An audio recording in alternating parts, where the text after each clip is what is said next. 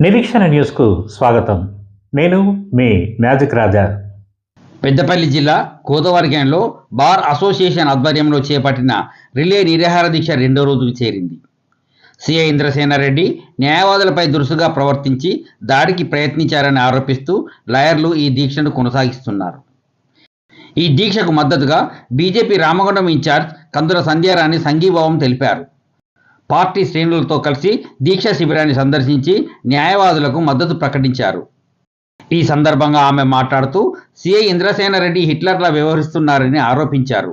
కొందరు రాజకీయ నాయకులు ఆయనకు మద్దతు ఇస్తున్నారని విమర్శించారు. ఇటీవల జరిగిన కార్పొరేషన్ ఎన్నికల సమయంలో పలువురు ఇబ్బందులు ఎదుర్కొన్నారని, కూల్చివేతల సమయంలో కూడా చాలామంది ఆయన తీరుతో మానసిక ఒత్తిడికి గురయ్యారని అన్నారు.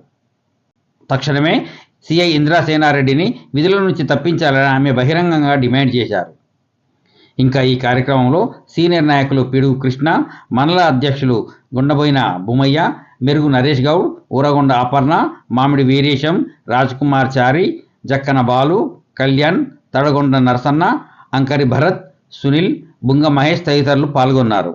అలాగే నిరాహార దీక్ష శిబిరం వద్ద పలువురు న్యాయవాదులు మాట్లాడుతూ న్యాయవాదుల పట్ల అనుచితంగా ప్రవర్తించిన సిఐపై, ఆయన గన్మెన్పై శాఖాపరమైన చర్యలు తీసుకోవాలని డిమాండ్ చేశారు. ఏదైతే దురుసుగా ప్రవర్తించడమే కాకుండా అమానుషంగా వారిపై చేయి చేసుకునేటువంటి పరిస్థితిని ఖండిస్తూ గొప్ప న్యాయవాద వృత్తిలో ఉండి ప్రజలకి న్యాయం చేసేటువంటి ఒక న్యాయవాది పైన అగౌరవంగా అమానుషంగా చేయి చేసుకోవడం అనేది దారుణమైనటువంటి ఇదిగా ఖండిస్తూ మరి ఆ రోజు నుండి ఇప్పటి వరకు కూడా దాదాపుగా 15 రోజుల నుండి అడ్వకేట్స్ అందరూ కూడా విధులను బహిష్కరిస్తూ ఇవాళ నిన్నటి నుండి రిలే నిరాహార దీక్షలు బార్ అసోసియేషన్ ఆధ్వర్యంలో నిర్వహిస్తున్నటువంటి పరిస్థితులలో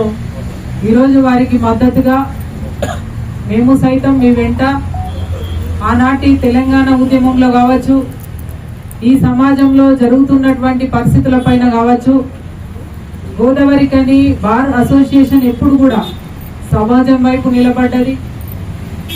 మాతో పాటు ప్రజల కోసం అన్యాయం జరిగిన ప్రతి చోట కూడా పోరాటంలో ముందున్నది. అందరూ కూడా ఈరోజు మద్దతుగా ఇక్కడికి రావడం జరిగింది. అయితే ఇవాళ నిజంగానే ఇంతకుముందు సోదరులు కృష్ణ గారు చెప్పినట్టుగా ఒక హిట్లర్ని తలపించేటట్టుగా ఈ సిఐ ప్రవర్తన ఉన్నది. దాదాపు గత చాలా రోజుల నుంచి కూడా అనేక నిరసనలు ఇక్కడ సిఐ మీద వ్యక్తమవుతూ ఉన్నాయి. ఇది ఒకటే కాదు, గతం లోపల సిఐ మీద హెచ్ఆర్సీకి ఫిర్యాదు చేసిన సంఘటన కావచ్చు, మానవ హక్కుల సంఘానికి ఫిర్యాదు చేసిన సంఘటన కావచ్చు, బీసీ కమిషన్కి ఫిర్యాదు చేసిన సంఘటన కావచ్చు, ఇట్లా అనేక రకాలుగా ఇవాళ స్టేషన్కి పోతే ప్రతి ఒక్కరిని కూడా దురుసుగా మాట్లాడడము, ఇవాళ అసభ్య పదజాలంతో అనేక రకాలుగా సిఐ మాట్లాడినటువంటి వీడియోలు, ఆడియోలు ప్రత్యక్షంగా ఎన్నో రకాల ఎవిడెన్స్ ఉన్నాయి మన దగ్గర. ఇలా ఎన్ని మాట్లాడినా కూడా ఇవాళ సిఐ ఇవాళ ఒకటే అడుగుతూ ఉన్నాం మేము, అంటే నీకు అగ్రకుల అహంకారమా లేకపోతే నీ వెనుక ఎమ్మెల్యే ఉన్నాడనేటువంటి ఒక దాంతో నువ్వు ఈ రకంగా ప్రవర్తిస్తున్నావా? సమాధానం చెప్పాల్సినటువంటి అవసరం ఉంది. ఇలా అడ్వకేట్లు ఇవ్వాలనే కాదు, గతం లోపల కూడా నువ్వు మాట్లాడినటువంటి తీరుకి నిరసన చెప్పినప్పుడు ఒకసారి కోర్టుకు వచ్చి క్షమాపణ చెప్పినావు, ఒకసారి నీ స్టేషన్లోనే కూర్చోబెట్టి క్షమాపణ చెప్పినావు. అంటే ఈయన కూడా నీకు బుద్ధి రావడం లేదనేది నిజంగా కూడా చాలా బాధాకరమైనటువంటి అంశం. ఇవాళ గోదావరి కనిలో అడ్వకేట్లు అంటే ఒక గౌరవం ఉన్నది. ఎప్పుడైనా న్యాయం కోసం కొట్లాడతారు, అందరూ ఐక్యతతోటి ఉంటారు, సమాజం పట్ల గౌరవంతో ఉంటారు. సమాజానికి ఏదైనా ఆపద వచ్చినప్పుడు అందరూ కూడా ఐక్యతతోటి సమాజం వైపు నిలబడతారనేటువంటి ఒక అభిప్రాయం గోదావరికల్లో ఉన్నటువంటి న్యాయవాదులకు ఉన్నది. కానీ ఇవాళ నువ్వు ఏం చేస్తా ఉన్నావు? నీ ప్రవర్తన ఏంది? ఇలా ఎన్నికలన్నీ కూడా ఇవాళ ఎన్నికలు ఏ రకంగా జరిగినాయి? మొన్న ఇంతమంది నీ మీద ఇబ్బంది పడ్డారు నీతోటి, ఇవన్నీ కూడా ప్రత్యక్షంగా సమాజం గమనిస్తూ ఉన్నది. ఇవాళ కార్యకర్త లెక్క నువ్వే పనిచేస్తావు, కాంగ్రెస్ కార్యకర్త లెక్క. తర్వాత ప్రజలు నీ దగ్గరికి ఆపద మీద వస్తే వాళ్ళని ఇష్టం వచ్చినట్టుగా మాట్లాడతావు, కేసులు పెడతా అని చెప్పి బెదిరిస్తావు. ఇవాళ ఈ కూర్చువేతల విషయంలో కూడా ఎవరెవరిని ఎన్ని రకాలుగా క్షోభ గురి చేసినావు, ఎన్నెన్ని మాటలు అన్నావు, ఏ రకంగా తిట్టినావు అందరినీ, అవన్నీ కూడా ఎవిడెన్స్ ఉన్నాయి. కాబట్టి అలా ఇవాళ నేను ఆయన వెనుక ఉండి సపోర్ట్ చేసేటువంటి రాజకీయ నాయకులను కూడా ఇవాళ హెచ్చరిస్తా ఉన్నాం. మేము ఇప్పటి వరకు గోదావరికని న్యాయవాదులతో పెట్టుకున్న ఏ లీడర్ కూడా వాళ్ళ భవిష్యత్తు ఉండదనేది ఖచ్చితంగా మేము చూస్తున్నాం గత 34 ఏళ్ళకే. కాబట్టి నువ్వు కూడా ఒకసారి సిఐని ఎన్నికేసుకు వచ్చేటప్పుడు సపోర్ట్ చేసేటప్పుడు నా భవిష్యత్ ఏంది, మళ్ళీ పోవాల్సింది నువ్వు. సిఐ చెప్తే నీకు ఇక్కడ ఓట్లు పడాయి, సిఐ చెప్తే నీకు ఓట్లేసేది ఉండదు. ప్రజలు ఇట్లాంటి న్యాయవాదులు గౌరవించేటోళ్ళు, సమాజంలో గౌరవించబడేటోళ్ళు నీకు సపోర్ట్ చేస్తే గెలుస్తావు తప్ప సిఐని వెంట పెట్టుకుంటే కాదు అనేది నువ్వు కూడా గమనించుకోవాల్సినటువంటి అవసరం ఉంది. కాబట్టి వెంటనే ఇప్పటికైనా నువ్వు చేస్తున్న తప్పుని వాళ్ళ సరిదిద్దుకునేటువంటి అవకాశం ఇది ఒకటే, సిఐని సస్పెండ్ చేయడం. కాబట్టి వెంటనే సిఐని విధుల నుండి బహిష్కరించాలని చెప్పి వాళ్ళ నేను బహిరంగంగా డిమాండ్ చేస్తాను. తర్వాత జరిగిన దుర్ఘటన అందరికీ తెలుసు. నిన్నటి వరకు ఎదురు చూసాం కనీసం మాకు న్యాయం జరుగుతుంది అని. కానీ ఇంతవరకు న్యాయం జరగకపోవడంతో మేమందరం గోదావరికని న్యాయవాదులుగా నిరాహార దీక్షలు నిర్వహించడం జరుగుతోంది. ఇది వాళ్ళ 2వ రోజు. మా సోదరులు ఈ రోజు నిరాహార దీక్షలో కూర్చోవడం జరిగింది. వారికి ముందుగా విప్లవాభినందనలు తెలియజేస్తా ఉన్నాను. దానితో పాటు సమాజంలో ముఖ్యంగా గోదావరికని పట్టణ ప్రాంత ప్రజలు గమనించాల్సిన అంశం ఏంటిదంటే, ఈ గోదావరికని 1 CI కోసం ఈ ఒక్కరోజు మేము ఈ చర్య తీసుకున్నది కాదు. గతంలో కూడా 4-5 సార్లు న్యాయవాదుల పట్ల దురుసుగా ప్రవర్తిస్తే గోదావరికని బార్ అసోసియేషన్కి వచ్చి న్యాయవాదుల ముందు క్షమాపణ కోరడం జరిగింది. అది ఆనవాయితీగా ఈ రోజు ఊరుకుంటారు, రేపు పొద్దున వెళ్ళి సారీ చెప్పేస్తే అయిపోతుందనే ఒక ప్రవర్తన ఆయనలో ఉందనేది మేము గమనించాం.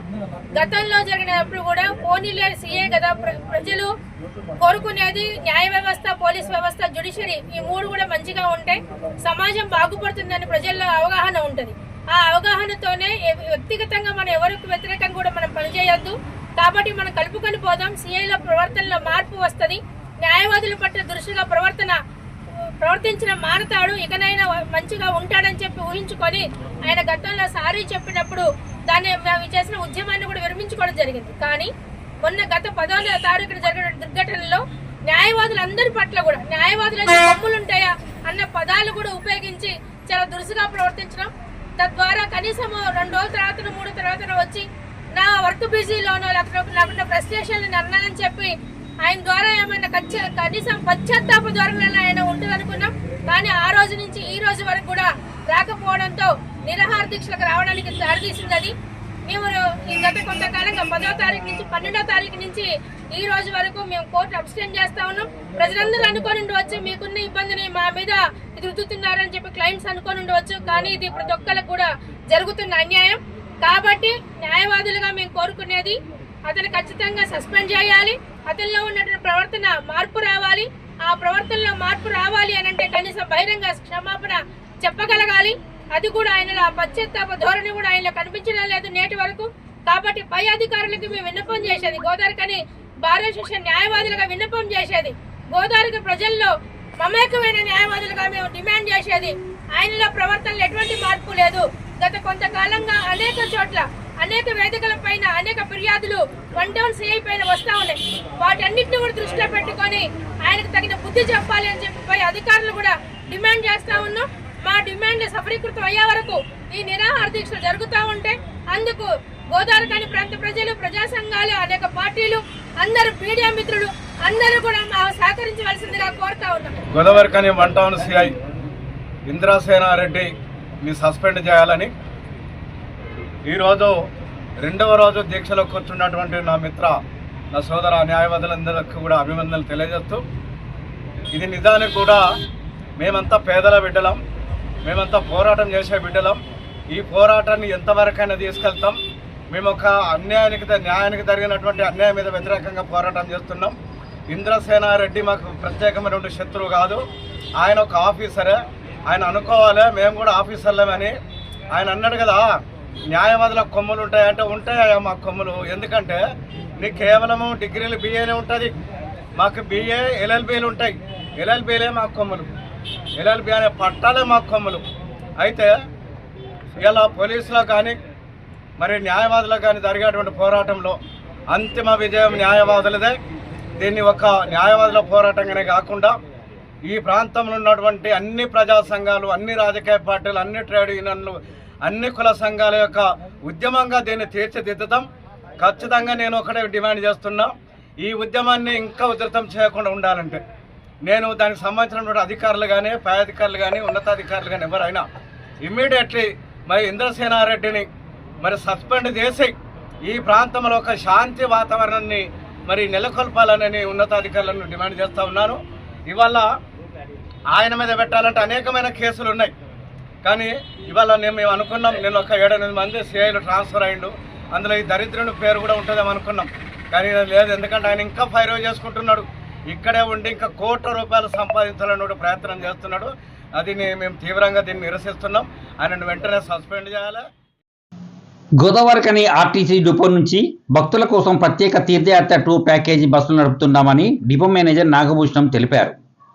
శుక్రవారం గోదావరికని ఆర్టీసీ డిపోలో జరిగిన మీడియా సమావేశంలో డిపో మేనేజర్ నాగభూషణం మాట్లాడుతూ ఈ నెల 8న రామేశ్వరం టూర్ కోసం రాజధాని ఏసీ బస్సు ఏర్పాట్లు చేసినట్టు తెలిపారు. ఈ టూర్లో రామేశ్వరం, కాణిపాకం, అరుణాచలం, శ్రీరంగం, పళని, శివకంచి, కంచి, కన్యాకుమారి ఆలయాలను దర్శించుకునే అవకాశం ఉంటుందని చెప్పారు. ఒక్కొక్కరికి 10,000 ఛార్జీ ఉండగా బస్సు 8న బయలుదేరి 15న గోదావరికనికి చేరుకుంటుందని తెలిపారు. అలాగే ఈ నెల 21న అయోధ్య టూర్ కోసం సూపర్ లగ్జరీ బస్సు ఏర్పాటు చేసినట్టు చెప్పారు. ఈ టూర్లో అయోధ్య, ప్రయాగ్రాజ్, కాశీ దర్శనం ఉంటుందని, పెద్దలకు ₹6,600, పిల్లలకు ₹4,000 టికెట్గా నిర్ణయించామని తెలిపారు. భక్తులు సురక్షితమైన ప్రయాణం కోసం ఆర్టీసీ సేవలను వినియోగించుకోవాలని సూచించారు. ఇక్కడ Singareni employees, NTPC, FCI town అందరికీ కూడా నమస్కారాలు తెలియజేసుకుంటున్నాను. టీజీఎస్ఆర్టీసీ గోదావరికని డిపో నుండి ప్రత్యేకంగా టూర్ ప్యాకేజ్ బస్సులను ఏర్పాటు చేయడం జరిగింది. మరి ఈ టూర్ ప్యాకేజ్ బస్సులు ఈ నెల 8వ తారీఖు నాడు రామేశ్వరం ప్రత్యేకమైన బస్సు ఏర్పాటు చేయడం జరిగింది. రామేశ్వరంకి రాజధాని ఏసీ బస్సు ఏర్పాటు చేయడం జరిగింది. మరి 90015 సర్వీస్ నెంబర్తో ఆన్లైన్లో టీజీఎస్ఆర్టీసీ వెబ్సైట్లో ఉంచడం జరిగింది. మరి గతంలో భక్తులు ఇచ్చిన సూచన మేరకు పరిగణలోకి తీసుకొని ఈసారి రాజధాని బస్సును ఏర్పాటు చేయడం జరిగింది. మరి రాజధాని బస్సు మరి ఈ సమ్మర్ సీజన్లో చాలా కంఫర్ట్గా ఉంటుంది. ఈ మంచి సుశిక్షితమైన డ్రైవర్లు ఉన్నారు డిపోలో, మరి వారిని కూడా ఎంగేజ్ చేయడం జరిగింది. మరి గతంలో మన డిపో నుండి అరుణాచలంకు, తర్వాత కన్యాకుమారి, రామేశ్వరం, గోవా, తర్వాత సింహాచలము, తర్వాత కాశీ, ప్రయాగ్రాజ్ అన్నింటి కూడా టూర్ ప్యాకేజ్ బస్సులు పంపించడం జరిగింది. రెగ్యులర్ సర్వీసెస్ కాకుండా అదనంగా ఆర్టీసీ వారు టూర్ ప్యాకేజ్ ఏర్పడే జరిగింది. మరి దీనిని ప్రజలందరూ భక్తులు ఆదరించాలని, అది గోదావరికని జిల్లా వాసులు, గోదావరికని టౌన్, పెద్దపల్లి వాళ్ళందరికీ కూడా కోరుకోవడం ఏంటంటే మన గోదావరికని డిపో నుండి ఏవైతే సర్వీసులు టూర్ ప్యాకేజ్ బస్సు ఏర్పడేసిన వీటిని ఆదరించండి. ఆర్టీసీ బస్సు ద్వారా మీ యొక్క ఏవైతే మీరు పోవాలనుకున్న గమ్యస్థానాలు ఉన్నారో, లేకుంటే తీర్థయాత్రలు ఉన్నాయో వాటిని ఆర్టీసీ బస్సు ద్వారా మీరు పరిపూర్ణం చేసుకోవాలని, ఇవే కాకుండా మీరు ఇంకా ఏమైనా సర్వీసులు, ఇంకేమైనా కొత్త తీర్థయాత్రలు ఉంటే కూడా మా దృష్టి తీసుకొస్తే వాటికి కూడా మేము బస్సులు ఏర్పాటు చేస్తామని చెప్తున్నాను.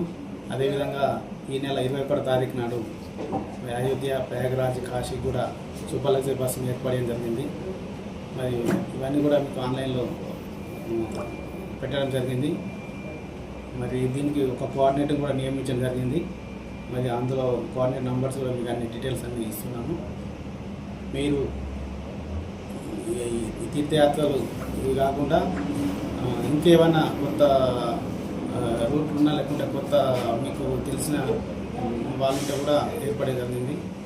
అదేవిధంగా మరి ఈ నెల శ్రీరామనవమికి రాముల కళ్యాణం జరిగిన సందర్భంగా తలంబరాలు ఎవరైతే వెళ్ళని వాళ్ళు ఉంటారో మరి టీఎస్ఆర్టీసీ కార్డు ద్వారా ₹150 కోట్ల అమౌంట్ చెల్లించేసి తలంబరాలు బుక్ చేసుకోవాల్సిందిగా కోరడం జరుగుతుంది. మరి ఇంటింటికి కూడా ఈ తలంబ్రాలను మీ ఇంటికి హౌస్ డెలివరీ చేయడం జరుగుతుంది. కాబట్టి ఆర్టీ సర్వీస్ని ఆదరించాలని ప్రతి ఒక్కరిని కోరుకుంటున్నాను. మన నిరీక్షణ న్యూస్ను వాచ్ చేయండి, లైక్ చేయండి, సబ్స్క్రైబ్ చేయండి, మీ మిత్రులకు షేర్ చేయండి.